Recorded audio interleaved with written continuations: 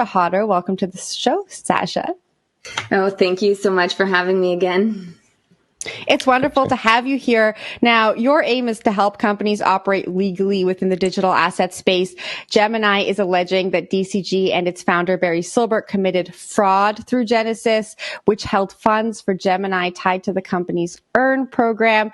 How did we get here? And let's take a little step back, and maybe you can break down the timeline for us so we can catch up with what's been going on in the story. There's been a lot of back and forth.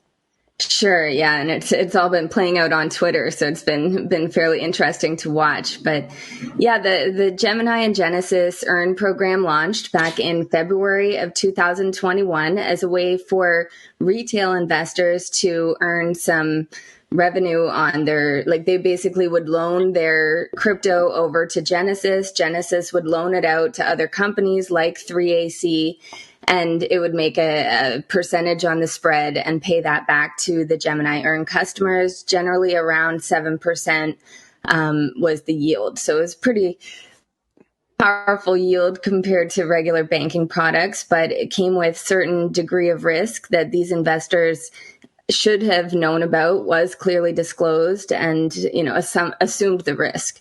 And then on November 16th, we should step back actually. So 3AC imploded in June of 22. And then in November 16th of 22, Genesis and Gemini both halted withdrawals, causing 340,000 US customers to lose around 900 million worth of their investments. Then on January 2nd of 23, Cameron Winklevoss sent Barry Silbert and DCG an open letter demanding this 900 million loan be repaid. And it's kind of been open on Twitter since there. But but there's also the SEC involved in this, correct? I mean, they also have they have something to say about whether or not this program was a security. And I guess the question here was, now, for the customers, was anything actually guaranteed? No, nothing was ever guaranteed for the customers. And you're right, the SEC did get involved. They filed a complaint on January 12th stating that this program was an unregistered security offering, so it should never have been allowed for retail investors. It should have been limited to accredited investors or not made available without a registration statement with the SEC. And then Gemini filed a motion to dismiss on May 26th, stating that the SEC's action was just a manufactured parking ticket. So, pretty strong motion to dismiss, but this is going to play out for years as to how the SEC views it. But we've already seen the SEC come in against all these other lending programs, BlockFi's $100 million loan. We've seen Kraken's, Kraken got in trouble for this very program with a little differences in how they were running the program. But I think it'll be an uphill battle to win that argument that this was not a security. Does that affect in any way Gemini's claims against Genesis and DCG? Not really, because the heart of those claims go to what they're saying was a misrepresentation. So in the summer when 3AC imploded, the Winklevoss twins actually started getting nervous about the program, and they gave notice to Genesis that they were planning to halt the program in September or October of 22.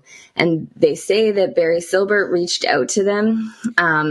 They went for a lunch and they were provided with certain financial disclosures, and they were told that DCG had absorbed the $1.1 billion hole that was left in Genesis's balance sheet.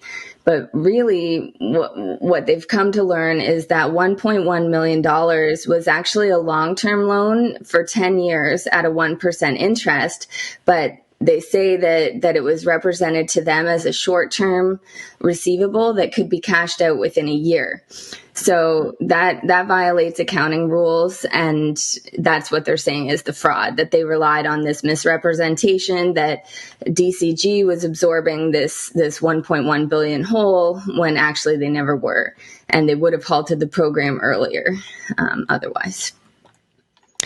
Now, the fact that this is all playing out so publicly on Twitter, we've had DCG come out and say that these allegations are defamation.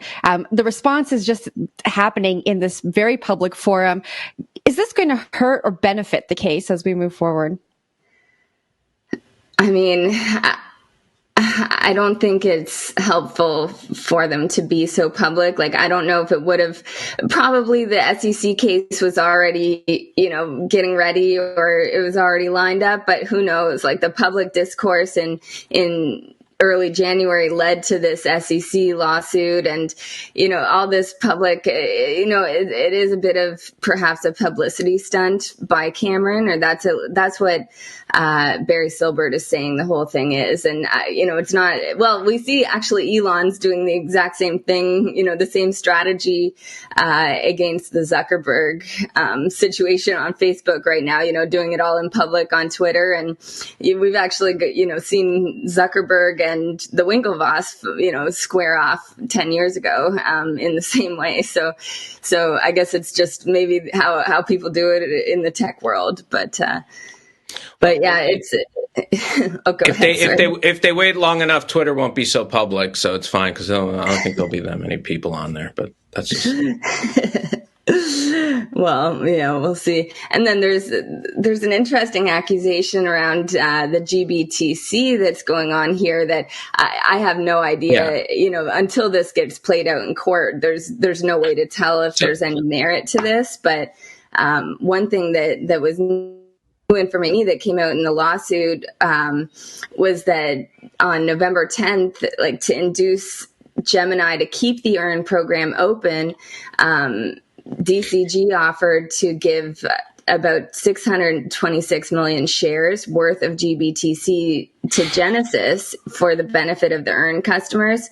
And then that never got, the transfer did get made for Genesis, but it never got labeled for the Earn customers. So I think that's what possibly anyways, put such a bitter taste in the Winklevoss mouth. So let's talk a little bit about this lawsuit. Now, what exactly is this latest filing? What exactly is going on here? This particular one. Well, it's just a complaint. So we're going to get a response. The DCG group is going to have a chance to respond and make all their case known. So right now we only have one side of the facts, and I'm sure there's a lot more to the story from both sides. So, it'll continue or it'll settle. Really, no one owes these. Like, it would be nice to pay these retail investors back, but no one owes them any money back because they assumed the risk when they took on these, Earn investments. So would the SEC say otherwise? Well, yeah, the SEC will say, but so what would happen if the SEC wins and it turns out that it is a security, they'll have to disgorge their ill-gotten gains.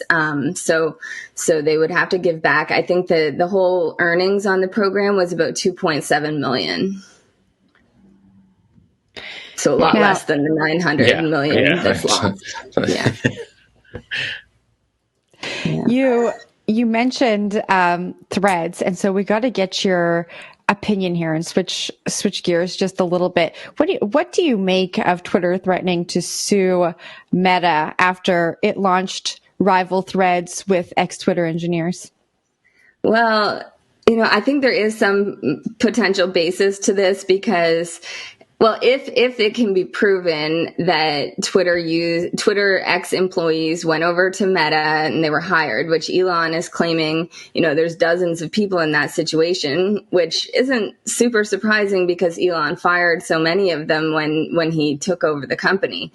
But if it says that in Elon's letter outlining the potential litigation that many of these employees improperly kept their electronic devices, and they were hired by Meta with specific intent to build this Threads program. And, even the name Threads, like that's, in my opinion, a direct copy of the Twitter Threads, when people put multiple tweets together. So it's kind of just Mark Zuckerberg is really taking a jab by naming it the same thing as one of the Twitter applications. But if it's true that these people went over there and took their trade secrets that they learned for years at Twitter and then handed it over to Facebook and built this program using the same source code, certainly there would be, some remedies available to Elon under various trade secret laws. One of them is even the Economic Espionage Act of 1996. And there's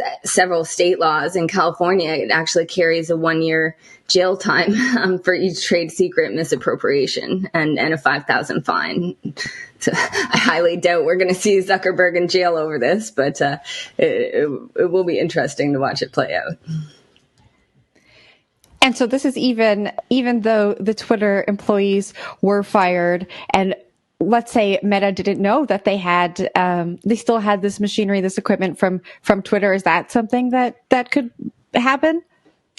It'll have to be proven that Meta knew these people did have trade secrets and specifically, asked them to provide the trade secrets. If the trade secret's just in the person's head, like they gained that knowledge, through working at Twitter and then they go work at another company. This situation came up in the late 90s. Someone that was the CEO of Pepsi went to work at Gatorade, and they said, well, he can't work there because he inevitably knows trade secrets of Pepsi that will make Gatorade more successful. But the court said that's not a reason to not hire someone. Like, we can't put unreasonable restraints on people's employability.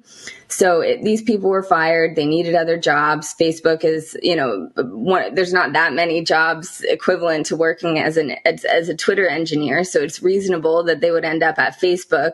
And it's only if they specifically took their knowledge from Twitter, the source code, and copied and pasted it over and sent it in an email to Twitter. So, to Facebook. So in Elon's letter, it says, don't destroy any documents.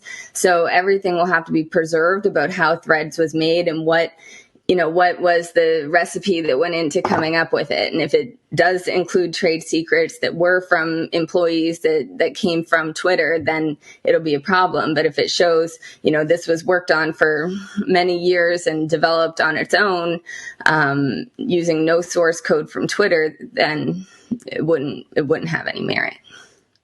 I think the big takeaway here for me is Gatorade. It explains why Gatorade and Pepsi both are terrible. Yeah. I think that's just, oh God. Yeah. Can't taste either one of them.